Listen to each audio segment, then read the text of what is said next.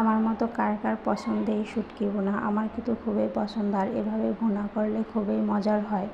আর আমি আজকে রান্না করব লইট্টা শুটকি। লইট্টা শুটকিটা খুব গরম জলে ভালো করে ধুয়ে নিতে হবে, তারপরে তেলের উপর ভালো করে ভেজে নেব। এটা যখন বাদামি কালার হবে তখন এটা নামিয়ে নেব।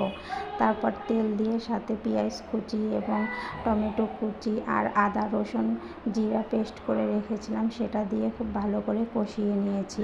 তেলটা যখন উপরে উঠে আসবে তখন আবার একটু জল দিয়ে দেব, তার ভিতরে হলুদ গুঁড়ো, মরিচ গুঁড়ো, ধনিয়া গুঁড়ো এবং এটা দিয়ে ভালো করে কষিয়ে নেব। তারপরে এটা যখন কষানো হয়ে যাবে তারপর আমি শুটকি দিয়ে আর একটু ভালো করে কষিয়ে নেব। শুটকিটা যখন দিবেন তখন একটু ভালো করে কষিয়ে না নিলে তখন শুটকি থেকে একটা গন্ধ আসে, আর যদি কষানোটা ভালো হয় তাহলে আর শুটকি থেকে গন্ধ আসে না। তো আমি অল্প কিছু লবণ দিয়ে দেবো, কারণ শুটকিতে অলরেডি লবণ থাকে, যার কারণে আমি অল্প একটু লবণ দিয়ে দিয়েছি। তো এটা ভালো করে কষানো হয়ে গেছে, তেল উপরে উঠে এসেছে, তখন আমি 1 কাপ জল দিয়ে দেব।